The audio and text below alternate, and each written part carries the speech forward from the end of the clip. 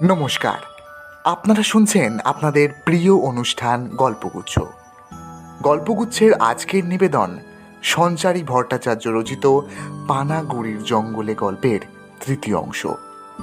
গল্প পাঠে গল্পের সূত্রধর আমি সৌরভ মণ্ডল, সুমন সৈকত তালুকদার, সৌম অর্ঘ্য চৌধুরী, মিস্টার চৌধুরী কোরক ভট্টাচার্য, চৌধুরী বাবুর অ্যাসিস্ট্যান্ট লোকনাথ চ্যাটার্জি, ম্যাং ঋষভ ভট্টাচার্য। প্রথম গ্রামবাসী সৌভিক দাস, দ্বিতীয় গ্রামবাসী দেবানিক দাস, তৃতীয় গ্রামবাসী সৌরভ বণিক, লেপচা সুরজ দে, আবহ সঙ্গীত ও মূল ভাবনায় সৌভিক দাস। শুরু হচ্ছে গল্পগুচ্ছের আজকের নিবেদন সঞ্চারী ভট্টাচার্য রচিত পানাগড়ির জঙ্গলে গল্পের তৃতীয় অংশ। গত সপ্তাহে আপনারা শুনেছেন সেদিন রাতে সৌমরা তাঁবু খাটিয়ে নিজেদের মধ্যে গল্পগুজব করতে থাকে। তখন হঠাৎই একজন অচেনা লোক ঘোড়ায় করে এসে বেশ কিছুক্ষণ তাদের তাঁবুর আশপাশে ঘোরাফেরা করতে থাকে। পরের দিন সকালে তারা ম্যাংয়ের কাছে গিয়ে জানতে পারে লোকটি কঙ্কালী সম্প্রদায় গোষ্ঠীর লোক। কিছুক্ষণ পর তারা একটা ঝুলন্ত ব্রিজের কাছে এসে পৌঁছালে সেখানে তারা প্রথম দিনের সেই বাচ্চা ছেলেটাকে দেখতে পায়। তারা আবারও কঙ্কালী সম্প্রদায় গোষ্ঠীর আক্রমণে পড়লে সেই বাচ্চা ছেলেটি তাদের রক্ষা করে। তারপর বাচ্চা ছেলেটার সাথে হাঁটতে হাঁটতে পেছন থেকে একটা ভয়ঙ্কর শব্দ এগিয়ে আসছে। সুমন ও সৌম দুজনেই সেটি টের পেল। ছেলেটি ওদের দুজনকে বলল একটা গাছের পেছনে লুকিয়ে পড়তে। ওরা দুজনে তাই করল। দেখতে পেল দলে দলে লাল বস্ত্র পরিহিত জটাধারী তান্ত্রিকের দল এগিয়ে আসছে ওদের দিকে। কিন্তু তারা একবার অস্পষ্ট হচ্ছে, আবার স্পষ্ট হচ্ছে। এটা কি কোনো নতুন বিপদের সংকেত? ছেলেটিকে জিজ্ঞাসা করলো সুমন। ছেলেটি উত্তর দিল, আপনারা চোখের সামনে যা ঘটতে দেখছেন তা ইতিহাসের পুনরাবৃত্তি মাত্র। বাস্তবে এগুলো কিছুই নেই। এর মানে কি? আমাদের সাথে এতক্ষণ যা যা ঘটছে সেগুলো সবই মনের ভুল? এগুলো বাস্তবে কিছুই নেই? এটা কিভাবে সম্ভব? তুমি কি আমাদের সাহায্য করছো নাকি আরো বেশি করে বিপদে ফেলার চেষ্টা করছো? আমরা কিছুতেই কিন্তু বুঝতে পারছি না। যখন থেকে তোমার সাথে রয়েছি তখন থেকে আমাদের সাথে অদ্ভুত অদ্ভুত ঘটনা ঘটে চলেছে বলে উঠল সৌম। ছেলেটি ওদের দিকে কটাক্ষ দৃষ্টিতে তাকালো। দৃষ্টির চাউনি যে এত ভয়াবহ যে যে কোনো সাধারণ মানুষ যে কোনো মুহূর্তেই সে দৃশ্য দেখে জ্ঞান হারিয়ে ফেলতে পারে। চোখ দুটো জবা ফুলের মতো লাল, আর মুখের ভেতরের অংশটাও ঠিক একই লাল। ওদের দিকে এক দৃষ্টে কিছুক্ষণ তাকিয়ে থেকে মুখের কাছে আঙুল নিয়ে এসে চুপ করার পরামর্শ দিল সে।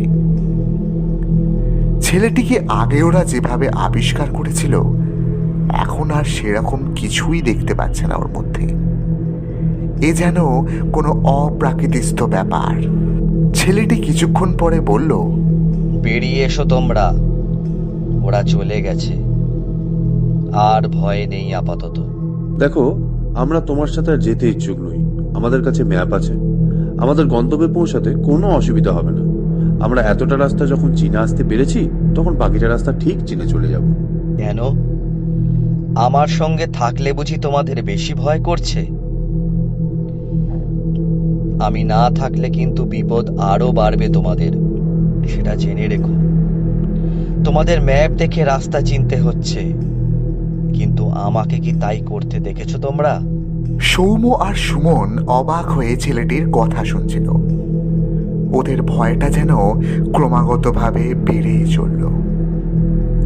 এসব কিছুর পরেও ছেলেটা শান্ত ও স্থির থাকে কি করে সেটাই ওরা কিছুতেই বুঝতে পারছিল না। ছেলেটি আবার হাঁটতে শুরু করলো। ওরাও ওর পিছু ধরলো আগের মতো। শোনো, আমি কে তার থেকেও বেশি গুরুত্বপূর্ণ তোমাদের নিজস্ব গন্তব্যে পৌঁছানো। সেটার জন্যই আমি তোমাদের সাথে রয়েছি। আমি এই জঙ্গলের যে কোনো জায়গায় যে কোনো সময় পৌঁছে যেতে পারি। আমার সেই ক্ষমতা রয়েছে। এই বলে ছেলেটি হঠাৎ একটা ঢিপির ওপর চলে গেল। সেখান থেকে আবার একটা পাশের পাথরের ওপর সে চলে গেল। এরকম ভাবে ছেলেটি ওদের সামনে দিক পরিবর্তন করতে থাকলো। সৌম্য আর সুমন কিছুতেই বুঝতে পারছে না যে ওদের সামনে কি হচ্ছে। সেটা কোনো জাদুবিদ্যা নাকি ছেলেটাই চোনো অশরীরী। ওরা ভয়ে কাঁপতে শুরু করলো। ছেলেটি হঠাৎ ওদের সামনে এসে বলল, এই দেখো, এখন আমি তোমাদের সামনে দাঁড়িয়ে। এবার বুঝতে পারলে আমি কে? না, এখনো বুঝিনি ঠিক তুমি কে। তুমি কি জাদুবিদ্যা জানো? জানি। আমি এমন একজন মানুষ যার পিছু করছে সকলে। এই তান্ত্রিক আর অন্যদিকে কঙ্কালী, এরা দুজনেই আমায় খুঁজে চলেছে যুগের পর যুগ ধরে। কিন্তু কেন? তুমি কে? আর ভূতগুলোই বা তোমার পিছনে ছুটে চলেছে কেন? আর একটা প্রশ্ন করব তোমায়, তোমার ছায়া পড়ে না কেন?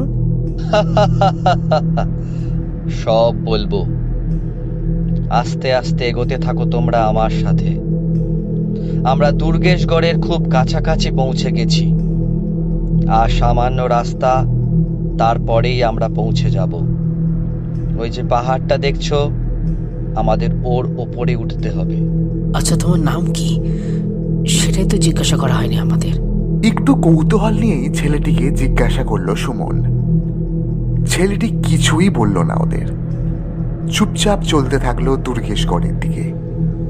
সুমন আরো দুবার জিজ্ঞেস করে তাকে, কিন্তু সে নির্বাক। হঠাৎই পেছনের দিকে তাকায় ছেলেটি। তার চোখে মুখে একটা অদ্ভুত রাগ, একটা অদ্ভুত প্রগাঢ় দৃষ্টি। মাঝে মাঝেই এরকম দৃষ্টির শিকার হচ্ছে সৌম্য ও সুমন। ছেলেটির পরিচয় জানতে চাইলেই তার চোখ মুখের ভাষা এভাবে বদলে যাচ্ছে। আর কেনই বা সে নিজের পরিচয় আত্মগোপন করছে তাদের থেকে? সময়ের কাজ সর্বদা সময়ই হয় বাবু, তার আগে বা তারপরে কোনোদিন হয় না। আমি আপনাদের সঙ্গে আছি, এটা আপনাদের কপাল জানবেন।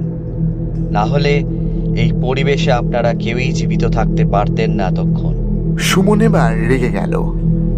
সংযম হারিয়ে সে ছেলেটিকে কটাক্ষ করে বলল, দেখো, ভালোই ভালো বলে দাও তুমি কে। তা না হলে কিন্তু আমার কাছে পিস্তল আছে। এই গুলিগুলো এবার তোমার শরীরে ঢুকে যাবে। এই জঙ্গলের মধ্যে তোমায় মেরে ফেললে কেউ টেরও পাবে না। আমি ভালোই খুব ভালো, খারাপে খুব খারাপ জানবে। অনেকক্ষণ ধরে তোমার এই অভদ্রতা সহ্য করছি আমরা দুজনে, কিন্তু আর নয়।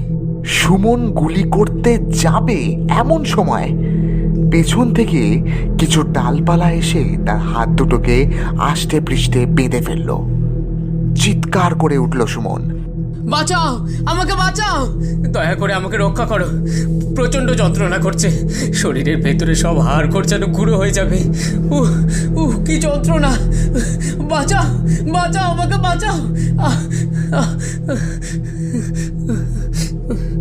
সুমন দেখলো ছেলেটি তার কাছে আসতেই গাছের ডালপালাগুলো আস্তে আস্তে পিছনের দিকে সরে যাচ্ছে। সে অবাক হয়ে পুরো বিষয়টা দেখতে থাকলো। ইতিমধ্যেই তার হাত থেকে পিস্তলটা পড়ে গেছে। ছেলেটি নিজের পা রাখলো তার উপরে। এ কি, পিস্তলটা গায়েব! কোথাও আর তার কোনো চিহ্ন নেই। সুমন মাটি হাতড়াতে থাকলো, কিন্তু কিছুতেই সে তার পিস্তলটা খুঁজে পেল না। ওপরের দিকে তাকিয়ে দেখলো ছেলেটি ব্যঙ্গের হাসি হাসছে আর বলছে, এই জঙ্গল আমার গো বাবু, আমার। আমার দিকে যে হাত উঠবে, এইভাবেই সে হাত ভেঙে পড়ে যাবে। আমাকে কিছুই করতে হবে না, প্রকৃতি সমস্ত কিছু করে দেবে। নিন, এবার উঠে আসুন। আপনারা কিছু খেয়ে নিন আর একটু বিশ্রাম করে নিন। আরো কিছুটা পথ আপনাদের যেতে হবে কিন্তু।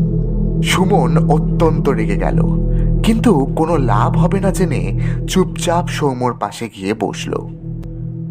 তারপর বেঁচে যাওয়া কিছু খাবার পিঠের ব্যাগ থেকে বার করে ওরা খেতে শুরু করলো। সৌম্য ছেলেটিকে লক্ষ্য রাখছিল। ছেলেটি পাহাড়ের দিকে মুখ করে কি যেন বিড়বিড় করে চলেছে। সৌম্য বলল, তুমি খাবে না? তোমার কি খিদে তৃষ্ণা কিছুই নেই নাকি? মানছি তুমি জাদুকর, তাই বলে নিজের জাদু দিয়ে কি পেটের খিদেটাকেও গায়েব করে দিতে পারো নাকি? না বাবু, আগে পারতাম না। যখন নিঃশ্বাস নিতাম তখন শরীরে খিদে ঘুম সব ছিল। এখন আর কিচ্ছু নেই। এখন শুধু অপেক্ষা। অপেক্ষায় থাকি সেই দিনে যেদিন। কথাটা শেষ করার আগেই ছেলেটি চুপ করে গেল, আবার মুখ ঘুরিয়ে নিল পাহাড়ের দিকে। সৌম্য সাহস করে উঠে গিয়ে দেখল ছেলেটির চোখে জল। এ কি, তুমি কাঁদছো কেন? দেখো, আমরা কিন্তু তোমায় দুঃখ দিয়ে কোনো কথা বলতে চাইনি। আর তুমি যে বললে তোমার প্রাণ নেই, তার মানে? ও কিছু না। আমি জানি আপনারা তেমন লোক নন। এই কষ্ট আমার নিজের। এই কষ্টের হাত থেকে আমার মুক্তি নেই গো বাবু। আমার কথা ছাড়ুন। আপনাদের হয়ে গেলে বরং চলুন। আমি আপনাদের আজকে রাতের মধ্যেই দুর্গে পৌঁছে দেব। রাতের অন্ধকারে অনেক মায়াবী জন্তু জানোয়ার ঘুরে বেড়ায় সমস্ত জঙ্গল জুড়ে। আপনাদের বিপদ হতে পারে, তাই চলুন আপনারা। ওরা আর দেরি না করে এগোতে শুরু করলো। এমন সময় একটা হিংস্র জন্তু ওদের মুখোমুখি এসে দাঁড়ালো। জন্তুটি বিশাল আয়তনের। সৌম্য আর সুমন প্রচণ্ড ভয় পেয়ে গেল। ঠিক সেই সময় জন্তুটা সামনে এসে দাঁড়ালো। তার চোখে চোখ রেখে এক দৃষ্টিতে তাকিয়ে থাকলো বেশ কিছুক্ষণ। তারপর ওরা দেখলো জন্তুটি কেমন আস্তে আস্তে নেতিয়ে পড়ছে ওদের সামনে। ছেলেটি বলল, চলুন, আর ভয় নেই। আমায় বাধা দেওয়ার অনেক চেষ্টাই করলো ওরা, কিন্তু পারলো না। ওরা মরে যাবে পড়ে থাকতে থাকতে। চলে আসুন আপনারা আমার সাথে। আর দেরি করা ঠিক হবে না।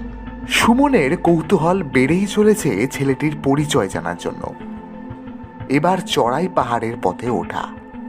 সামনের রাস্তা বড্ড উঁচু, ধরে ধরে উঠতে হবে। উঁচুতে উঠবার যে সরঞ্জাম ব্যাগে ছিল সেখান থেকে যন্ত্রপাতি বার করলো সুমন। আরেকটি ব্যাগ হারিয়ে যাওয়ায় সৌম্যর জিনিসপত্রগুলো হারিয়ে গেছিল।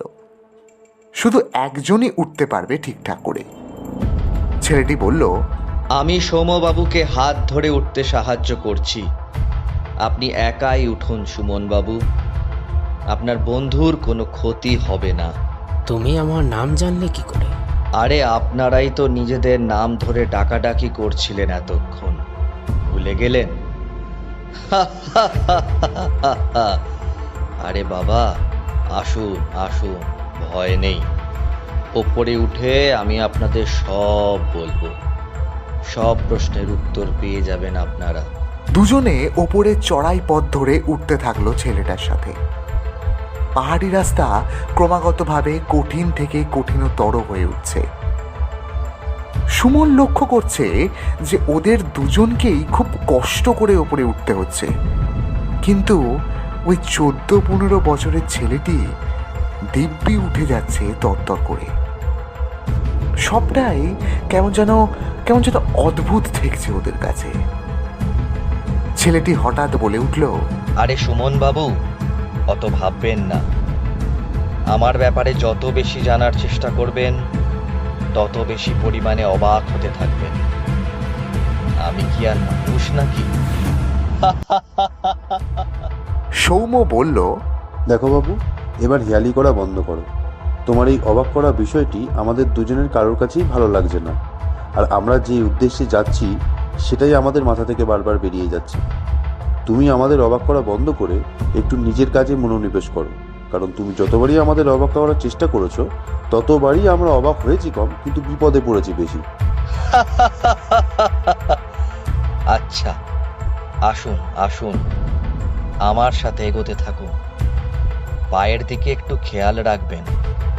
পাথরের ফাঁকে পা আটকে যেতে পারে, তখন বিপদ হবে। আগেই বলে দিলাম। আপনারা তো আমার কথা মতো চলেন না, সব সময় নিজেদের মর্জি অনুযায়ী চলেন।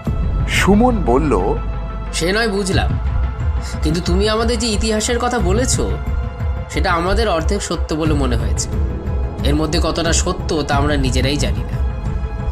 তাছাড়া আমরা এখানে আসার আগে আমরা এখানকার ইতিহাস সম্বন্ধে যা জেনেছি, আর তুমি যে ইতিহাসের কথা আমাদের শুনিয়েছো তার মধ্যে বিস্তার ফারাক।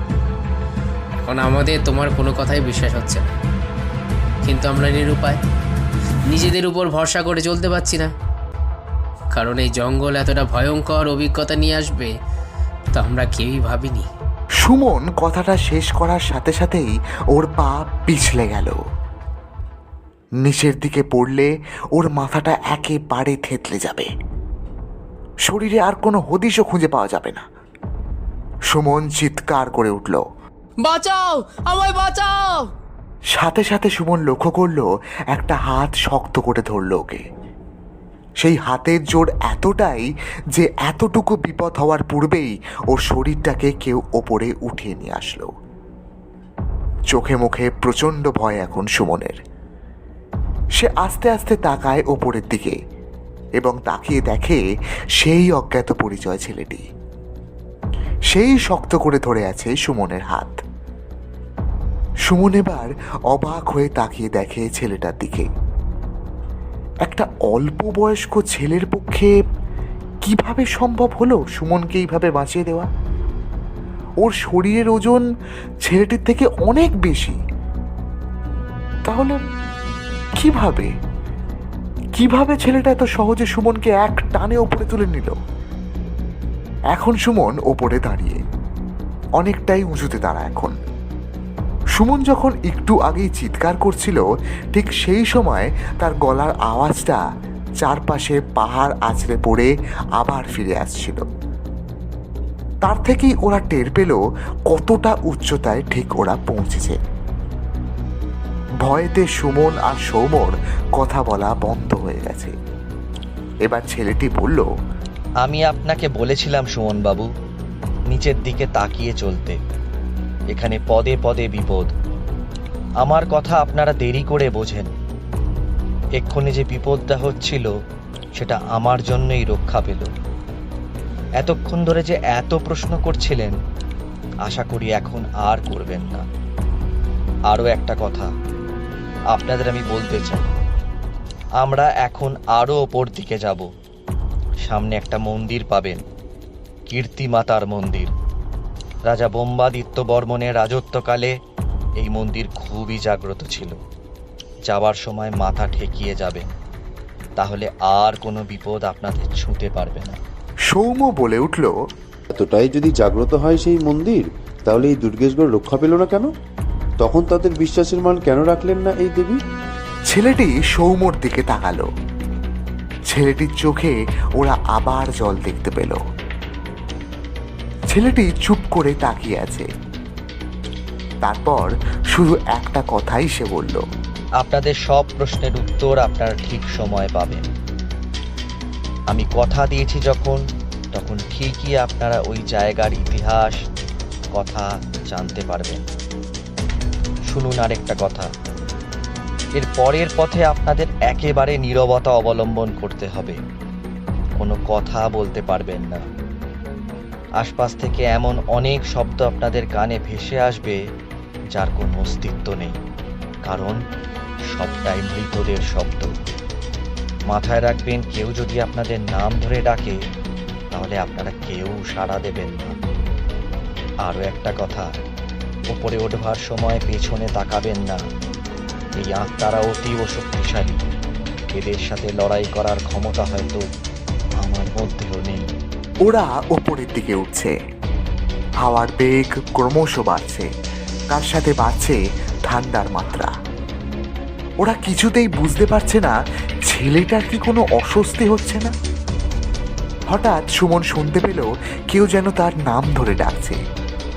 আর আওয়াজটা আসছে পেছনের দিক থেকে।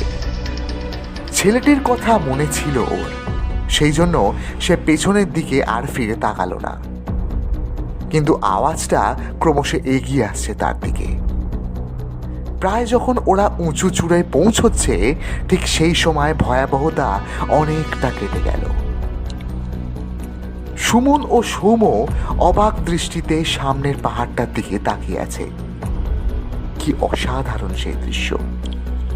সন্ধে নামার ঠিক আগের মুহূর্তে সারা আকাশে সূর্যের হলুদ আলো ছটার মতো বিস্ফারিত। হলুদের আভা বেষ্টন করে রয়েছে সমস্ত অঞ্চলটাকে।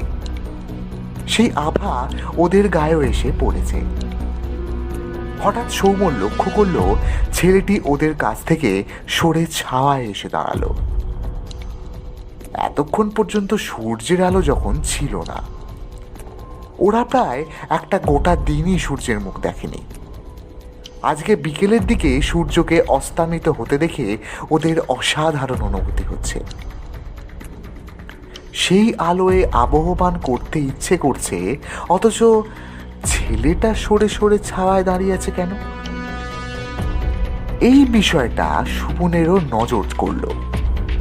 হঠাৎ ছেলেটি বলল, বেশিক্ষণ এখানে দাঁড়িয়ে থাকবেন না, আর কিছুক্ষণের মধ্যেই সূর্য অস্তমিত হয়ে যাবে। তারপরেই ওরা বেরোবে। তার আগেই আমাদের দুর্গে প্রবেশ করতে হবে। ওই যে উঁচু অংশটা দেখতে পাচ্ছেন আপনারা, ওটাই হলো দুর্গের চূড়া। এখান থেকে আর 10 পা গেলেই আমরা দুর্গের মুখে পৌঁছে যাব। ঠিক আছে, চলো। কিন্তু তুমি ছায়ায় গিয়ে দাঁড়ালে কেন? আর কারা বেরোবে সূর্য অস্ত যাওয়ার পরে? ছেলেটি চুপ করে রইল। আরে তুমি ভারী অদ্ভুত তো বাপু। হ্যাঁ, কত প্রশ্ন করে চলেছি, অথচ নির্বাক হয়ে দাঁড়িয়ে থাকা ছাড়া এতক্ষণে তোমার কাছ থেকে আমরা কিছুই পাইনি। আর কত রহস্যের জট খুলবে তুমি? হ্যাঁ, আর কখনই বা খুলবে? ছেলেটি আবার সেই ভয়ঙ্কর চোখের চাহনি নয় সুমনের দিকে তাকালো। সুমন ভয় পেয়ে দুপা সরে সৌমর পাশে এসে দাঁড়ালো। ততক্ষণে সূর্য অস্তমিত। ঠান্ডাটা ঝুপ করে বেড়ে গেল। জায়গাটাও বড্ড নির্জন ও নিস্তব্ধ। তার মধ্যে ছেলেটার এমন চাউনি, সবকিছু মিলিয়ে পরিবেশটা যেন ভৌতিক রূপ নিল ওদের কাছে। ছেলেটি বলল, আমার সাথে আসুন। বেশি কথা না বাড়িয়ে ভেতরে আসুন। আপনাদের সাবধানতা অবলম্বন করা উচিত। সব জায়গায় বাঁচানোর জন্য আমি থাকবো না। ফেরবার সময় আপনাদের একাই ফিরতে হবে, এটা মাথায় রাখবেন আপনারা। সে কি, তুমি আমাদের সাথে না ফিরলে আমরা রাস্তা চিনে ফিরতে পারবো না, আর আমরা একলা পথ হারিয়ে ফেলবো। তুমি তো আমাদের আরো বিপদ বাড়িয়ে দিলে দেখছি। ভেতরে আসুন আমার সাথে। ওরা আর কথা না বাড়িয়ে দুর্গের ভেতর প্রবেশ করলো। বিরাট বড় প্রাচীর রয়েছে দুর্গটির চারিদিকে বেষ্টন করে। আকাশের সমান উঁচু প্রবেশের দরজা। দরজাটা ছেলেটার হাতের স্পর্শে খুলে গেল ঘর ঘর শব্দে। একটা বাচ্চার হাতে স্পর্শ পেয়ে পাহাড়ের সমান উঁচু লোহার ভারী দরজা খুলে যেতে পারে, এটা ধারণা করা ওদের পক্ষে কিছুতেই সম্ভবকর হচ্ছিল না। অবশ্য এতক্ষণ যা ঘটেছে তার কোনো কিছুই ঠিক স্বাভাবিক নয়। হাঁ করে তাকিয়ে দেখছে সেই বিশাল কেল্লাটাকে ওরা দুজনে। এত বড় যে দুর্গ থাকতে পারে এরকম একটা মায়াবী জঙ্গলে, তা সত্যিই এক প্রকার ভাবাই যায় না। সৌম ভিডিও করতে শুরু করলো।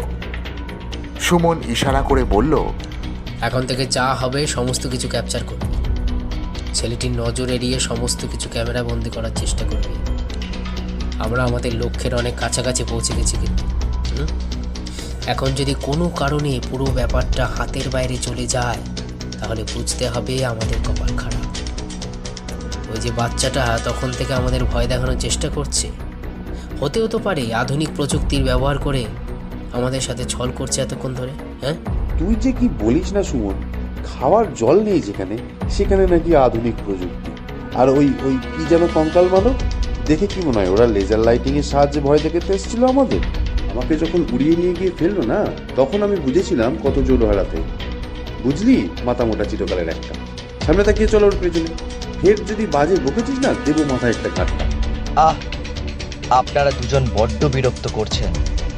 এই জন্য বলে আপনারা মানুষরা কোনো দিন কোনো বিষয়কে গুরুত্ব দেন না। সেই জন্যই আপনাদের এই দুর্ভাগ্য।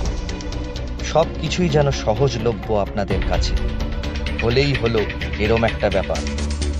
এত খারাপ পরিস্থিতির মধ্যেও আপনারা মশকরা করে চলেছেন। সুমন বলল, সবই তো বুঝলাম, কিন্তু আপনি কোথায় মহারাজ? আপনাকে দেখতে পাচ্ছি না কেন আমরা? অন্ধকারের মধ্যে গায়েব হয়ে গেলেন নাকি আপনি? ওপরে তাকান, আমি এখানে। ওরা ওপরের দিকে তাকিয়ে দেখলো ছেলেটি একটা ভাঙা টিলার ওপর দাঁড়িয়ে। আরে এই তো দেখলাম পাশে দাঁড়িয়েছিল, উপরে গেলে কি করে? আর যখন কথা বলছিলে মনে হলো যেন কানের পাশে দাঁড়িয়ে বলছিলে। এটা আবার কি করে সম্ভব? তুমি তো ভারী অদ্ভুত দেখছি গো। ছেলেটি মুচকি হেসে বলল, উপরে উঠে আসুন, দেখে উঠবেন কিন্তু অনেক উঁচু নিচু জায়গা আছে এখানে। জানি, তুমি তো আর আমাদের কোলে করে নিয়ে যাবে না, কাজেই হেঁটে হেঁটেই উঠতে হবে, যত সব আজগুবি লোকজন। অনেকক্ষণ একসাথে থাকতে থাকতে ওদের তিনজনের মধ্যে একটা ঘনিষ্ঠ সম্পর্ক তৈরি হয়ে গেছে নিজেদের অজান্তেই। একে অপরের পাশে বিপদে থাকা, সাহায্য করা, এতগুলো অপ্রাকৃতস্থ ঘটনাগুলোকে অনেকখানি সরিয়ে দিয়েছে ওদের মনের মধ্যে থেকে। অজানা কখন কিভাবে আপন হয়ে গেছে ওরা দুজন তা খেয়ালও করেনি। শেষমেশ ওরা ছেলেটার কাছে এসে পৌঁছালো। সুমন বলল, না, এবার বলো দেখি কি আছে তোমার এই ঝুলিতে? হ্যাঁ, সেই কখন থেকে দেখছি পিঠে করে এটাকে নিয়ে ঘুরছো। সব কিছুকে এই ঝুলি থেকেই বার করেছো নাকি? হ্যাঁ হ্যাঁ, সেটা ঠিকই বলেছেন আপনারা।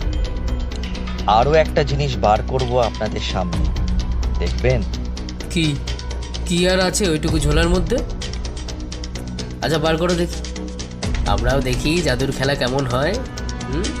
ছেলেটা একটা হাত ঢুকিয়ে দিল ঝোলার ভেতরে, তারপর কতগুলো হাড় বার করে আনলো, তারপর বার করে আনলো একটা মাথার খুলি।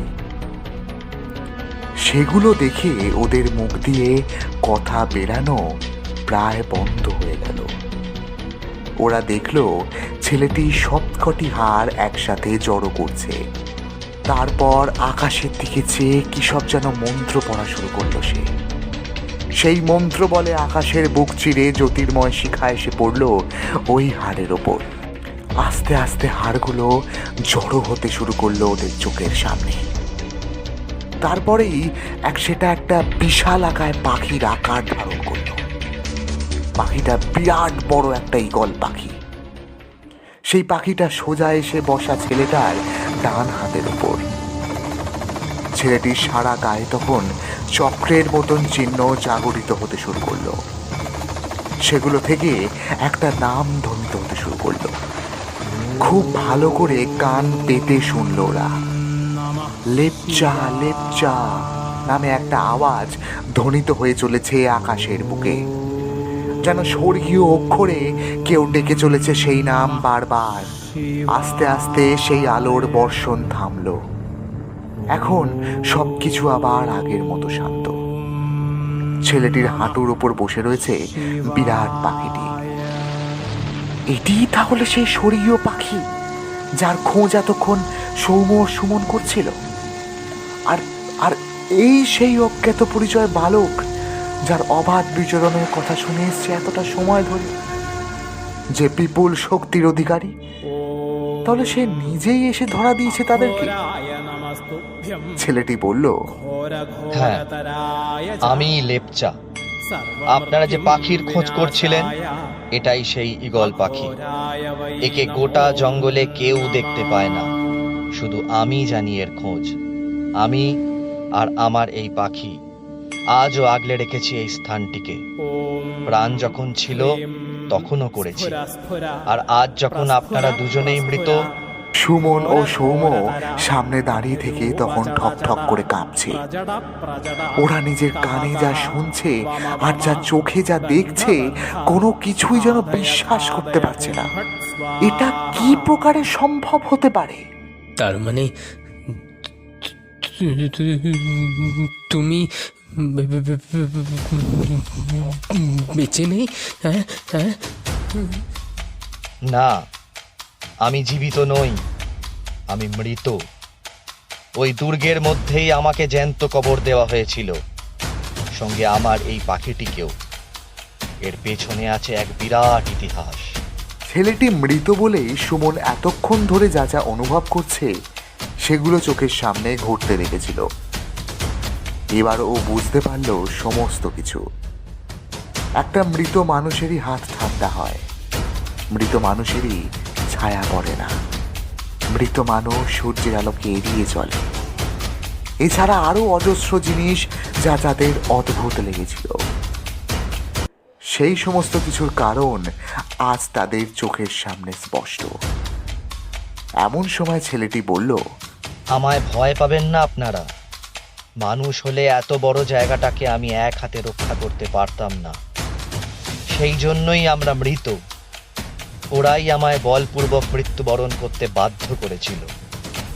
আমি এবার আপনাদের সেই ইতিহাস বলবো, কারণ আমার হাতে আর বেশি সময় নেই। এরপর আমায় আবার কবরে চলে যেতে হবে, ওই মাটির ঢিপির নিচে।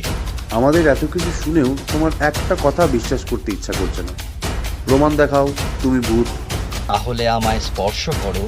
ছেলেটির গায়ের কাছে সৌম্য যেতেই ছেলেটি শরীর ভেদ করেছে চলে গেল অন্য বাসে। তখন সৌম্যর গায়ে কাঁটা দিয়ে উঠল।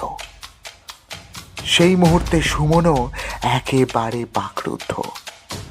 ওর হাতের ঈগল পাখিটিও এমন অনেক উঁচু জায়গায় বসেছে। এক দৃষ্টে ছেলেটির দিকে তাকিয়ে আছে পাখিটা।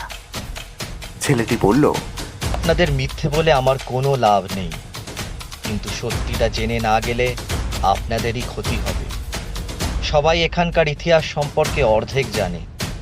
আমি কোনোদিন কাউকে বলিনি আসল ঘটনা সম্পর্কে। আজকে আপনাদের বলবো। সুমন ও সৌম্য খুব মন দিয়ে লেপচার কথা শুনতে লাগলো আর রেকর্ড করতে লাগলো সব কিছুকে। ভয় লাগলেও ছেলেটির কাছে ওরা সুরক্ষিত, তাই ওরা ভয়কে ভুলিয়ে নিজেদের কাজ করতে লাগলো। জীবনে অনেক রকম অ্যাডভেঞ্চার দেখেছে ওরা, এটা আবার নতুন কিছুর আভাস। লেপচা শুরু করলো তার নিজের জীবন কাহিনী। এতক্ষণ আপনারা শুনছিলেন সঞ্চারী ভট্টাচার্য রচিত পানাগড়ির জঙ্গলে গল্পের তৃতীয় অংশ। এই গল্পের পরবর্তী ও অন্তিম অংশ শুনতে হলে আপনাকে নজর রাখতে হবে আগামী সপ্তাহে SR ক্রিয়েশন ইউটিউব পেজে ঠিক বিকেল 4টে। নমস্কার।